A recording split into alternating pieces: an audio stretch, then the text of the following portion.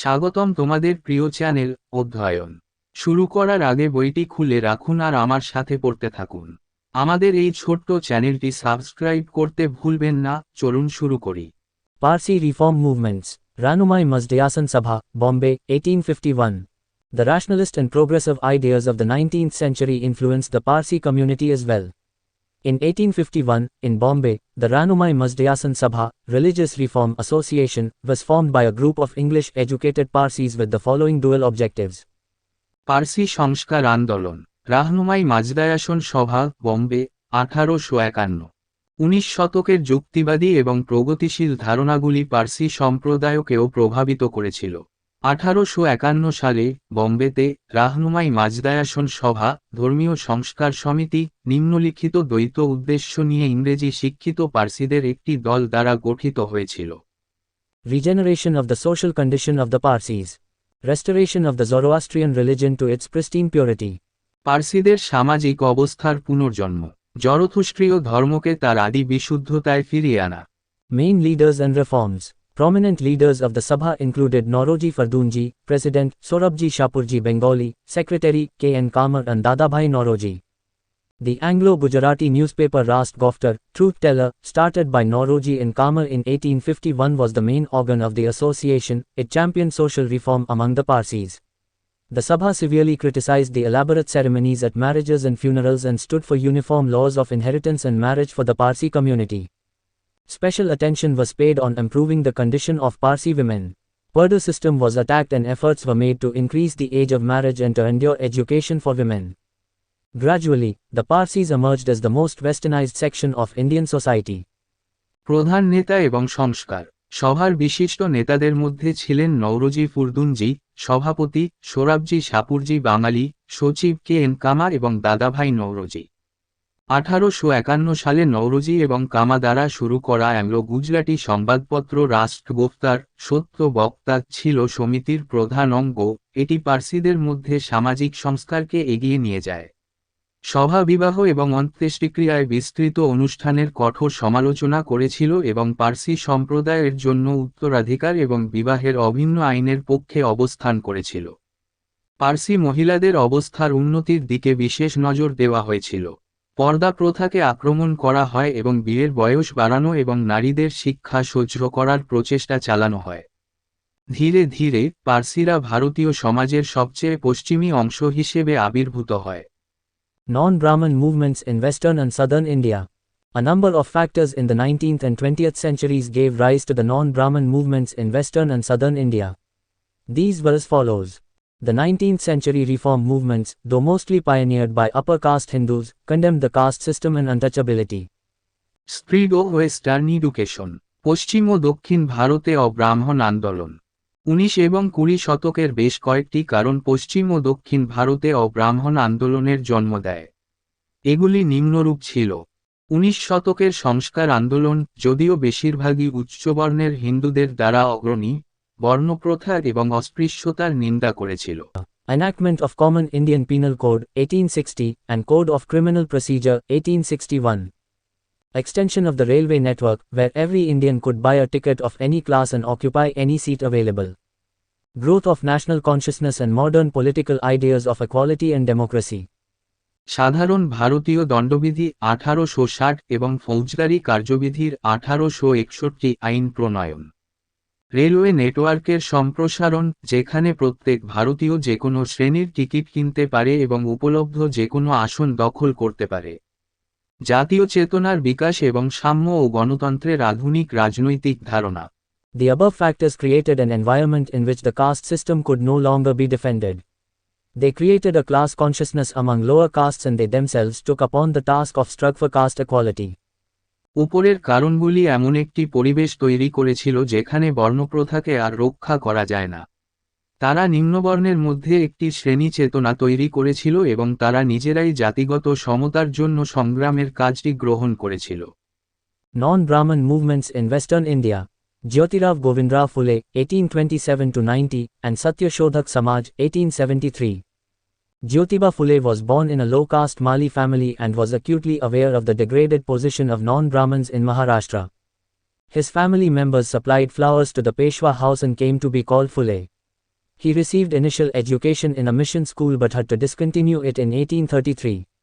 In 1848, as Phule attended a Brahmin friend's wedding, some orthodox Brahmins insulted him by calling him a Shudra and asked him to leave. This incident turned him into a social revolutionary. The incident made Jyotiba search for the roots of caste discrimination and the inhuman practice of untouchability. পশ্চিম ভারতে অব্রাহ্মণ আন্দোলন। জ্যোতিরাও গোবিন্দরাও ফুলে 1827-90 এবং সত্য শোধক সমাজ 1873। জ্যোতিবা ফুলে একটি নিম্ন বর্ণের মালি পরিবারে জন্মগ্রহণ করেছিলেন এবং মহারাষ্ট্রে অব্রাহ্মণদের অবনমিত অবস্থান সম্পর্কে তীব্রভাবে সচেতন ছিলেন। তার পরিবারের সদস্যরা পেশোয়া বাড়িতে ফুল সরবরাহ করে এবং তাকে ফুলে বলা হতো। তিনি একটি মিশন স্কুলে প্রাথমিক শিক্ষা লাভ করেছিলেন কিন্তু 1833 সালে তাকে তা বন্ধ করতে হয়েছিল। 1848 সালে ফুলে ব্রাহ্মণ বন্ধুর বিয়েতে যোগ দেওয়ার সময় কিছু গোঁড়া ব্রাহ্মণ তাকে শূদ্র বলে অপমান করে এবং তাকে চলে যেতে বলে। এই ঘটনা তাকে একজন সামাজিক বিপ্লবীতে পরিণত করে। ঘটনাটি জ্যোতিবাকে জাতিভেদ এবং অস্পৃশ্যতার অমানবিক অনুশীলনের শেকড় অনুসন্ধান করতে বাধ্য করেছিল। In his search for truth, Phule read the holy books and scriptures of almost all the major religions including Christianity, Islam, Buddhism and Jainism. He judged them in the light of equality and rationality. The caste system reserved a lifelong slavery for the Shudras. They were not allowed to walk on the streets during sunrise and sunset, as their long shadows would fall upon the Brahmins' houses and pollute them. In fact, the principle of equality called for a complete rejection of caste system, authoritarian family system and subordination of women. Similarly, the principle of rationality called for the rejection of rituals and superstitions. Thus, Phule turned into a social rebel and called for a complete rejection of the existing system which was sustained by the irrational and inequitable institutions. সত্যের সন্ধানে ফুলে খ্রিস্টধর্ম, ইসলাম, বৌদ্ধ এবং জৈন ধর্ম সহ প্রায় সমস্ত প্রধান ধর্মের পবিত্র বই এবং ধর্মগ্রন্থ পড়েছিলেন। তিনি তাদের বিচার করেছেন সাম্য ও যৌক্তিকতার আলোকে। বর্ণপ্রথা শূদ্রদের জন্য আজীবন দাসত্ব সংরক্ষণ করেছিল।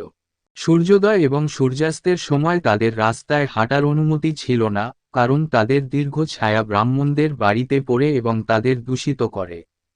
প্রকৃতপক্ষে সমতার নীতিটি বর্ণপ্রথা, কর্তৃত্ববাদী পরিবার ব্যবস্থা এবং নারীর অধীনতাকে সম্পূর্ণ প্রত্যাখ্যান করার আহ্বান জানায়। একইভাবে যৌক্তিকতার নীতি আচার ও কুসংস্কার প্রত্যাখ্যান করার আহ্বান জানিয়েছে। এইভাবে ফুলে একজন সামাজিক বিদ্রোহীতে পরিণত হন এবং অযৌক্তিক ও অসাম্যমূলক প্রতিষ্ঠানের দ্বারা টিকে থাকা বিদ্যমান ব্যবস্থাকে সম্পূর্ণ প্রত্যাখ্যান করার আহ্বান জানান।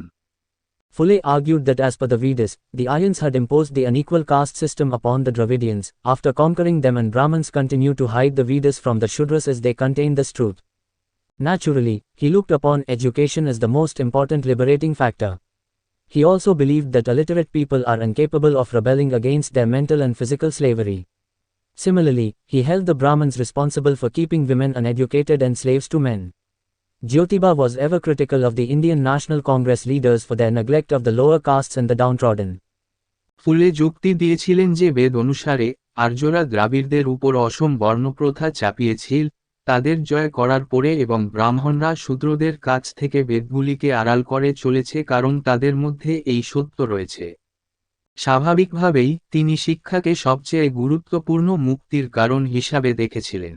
তিনি আরও বিশ্বাস করতেন যে নিরক্ষর লোকেরা তাদের মানসিক ও শারীরিক দাসত্বের বিরুদ্ধে বিদ্রোহ করতে অক্ষম। একইভাবে তিনি মহিলাদের অশিক্ষিত এবং পুরুষদের দাস রাখার জন্য ব্রাহ্মণদের দায়ী করেছিলেন। জ্যোতিবা সর্বদা ভারতীয় জাতীয় কংগ্রেস নেতাদের নিচু জাতি ও নিম্নবিত্তদের অবহেলার জন্য সমালোচনা করতেন। Activities of Phule. All his life Phule passionately campaigned for the cause of education and for equality between classes as also between men and women. He urged the government to impart compulsory primary education to the masses through teachers drawn from the cultivating classes. In 1851, Jyotiba and his wife started a girls' school in Pune. ফুলের কার্যক্রম। ফুলে তার সমস্ত জীবন আবেগের সাথে শিক্ষার জন্য এবং শ্রেণী এবং নারী ও পুরুষের মধ্যে সমতার জন্য প্রচার করেছিলেন।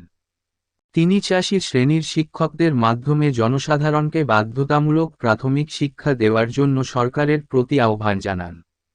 1851 সালে জ্যোতিবা এবং তার স্ত্রী পুনাতে একটি বালিকা বিদ্যালয় চালু করেন। In 1854, he became the first Indian to start a school for the untouchables. He was also a pioneer of the widow remarriage movement in Maharashtra. He offered widows protection and shelter. In September 1873, Phule started the Satya Shodhak Samaj, Society for Finding Truth, as a social reform society to attain equal rights for the people of lower castes. Phule made generous use of the print media to propagate his ideas and wrote extensively in Marathi language. 1854 সালে তিনি প্রথম ভারতীয় হিসেবে অস্পৃশ্যদের জন্য একটি school চালু করেন। তিনি মহারাষ্ট্রে বিধবা পুনর্বিবাহ আন্দোলনেরও অগ্রদূত ছিলেন। তিনি বিধবাদের সুরক্ষা এবং আশ্রয় প্রদান করেছিলেন।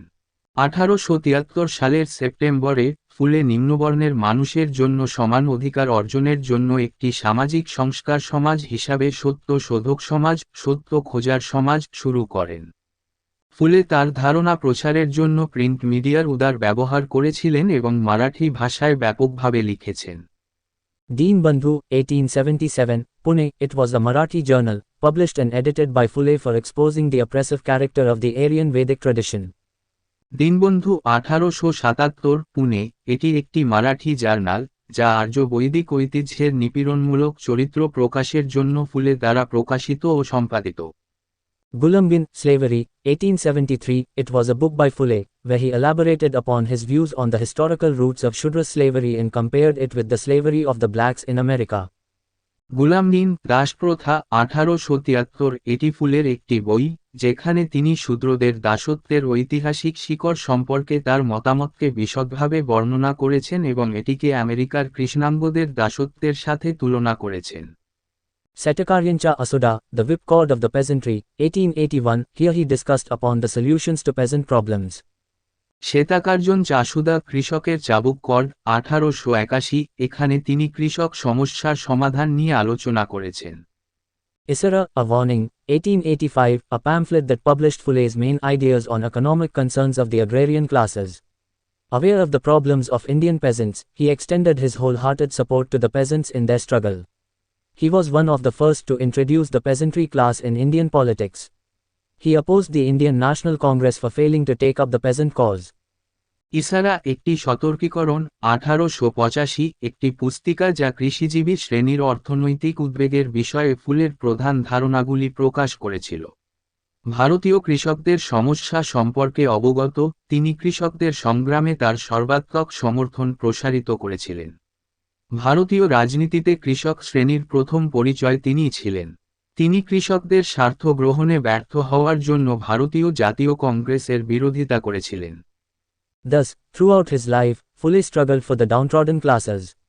However, he failed to perceive the colonial character of the British rule and believed in its progressive role. He failed to perceive that the type of revolution envisaged by him could not be achieved in the presence of exploitative colonial rule. With the death of Phule in 1890, the Satya Shodhak movement saw a steady decline.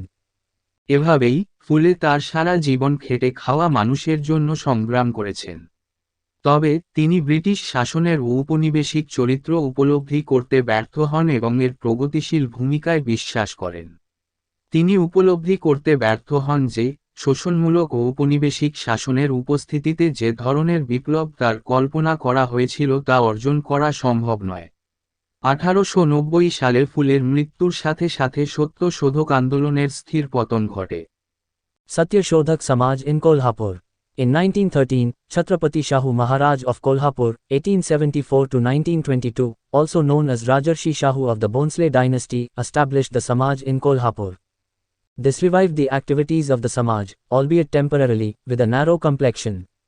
No doubt, during 1913 and 1922 Shahu Maharaj was associated with several non-Brahmin activities and started several educational institutions, hostels and scholarships for the depressed classes. However, under him, the movement passed into the hands of feudal upper caste non-Brahmins and business groups who began to use it for their political gains. কোলহাপুরে সত্য শোধক সমাজ। 1913 সালে কোলহাপুরের ছত্রপতি শাহু মহারাজ 1874 থেকে 1922 ভোসলে রাজবংশের রাজর্ষি শাহু নামেও পরিচিত কোলাপুরে সমাজ প্রতিষ্ঠা করেন। এটি একটি সংকীর্ণ বর্ণের সাথে সাময়িকভাবে হলেও সমাজের কার্যক্রমকে পুনরুজ্জীবিত করেছিল। সন্দেহ নেই 1913 এবং 1922 সালে শাহু মহারাজ বেশ কিছু অব্রাহ্মণ কর্মকাণ্ডের সাথে যুক্ত ছিলেন এবং হতাশাগ্রস্ত শ্রেণীর জন্য বেশ কয়েকটি শিক্ষা প্রতিষ্ঠান, হোস্টেল এবং বৃত্তি চালু করেছিলেন। যাই হোক, তার অধীনে আন্দোলন সামন্তবাদী উচ্চবর্ণের অব্রাহ্মণ এবং ব্যবসায়ী গোষ্ঠীর হাতে চলে যায়, যারা তাদের রাজনৈতিক লাভের জন্য এটি ব্যবহার করতে শুরু করে। Shahu Maharaj waged a major battle for gaining Kshatriya status for his community. After 1919, post-Montagu Chelmsford reforms, he demanded special political representation for backward classes in the councils. This was nothing but a betrayal of Phule's ideology and only perpetuated caste inequalities.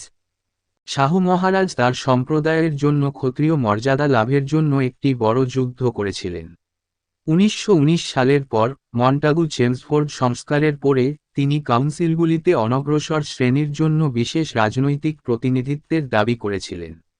এটি ফুলের আদর্শের সাথে বিশ্বাসঘাতকতা ছাড়া আর কিছুই ছিল না এবং শুধুমাত্র জাতিগত বৈষম্যকে স্থায়ী করেছিল।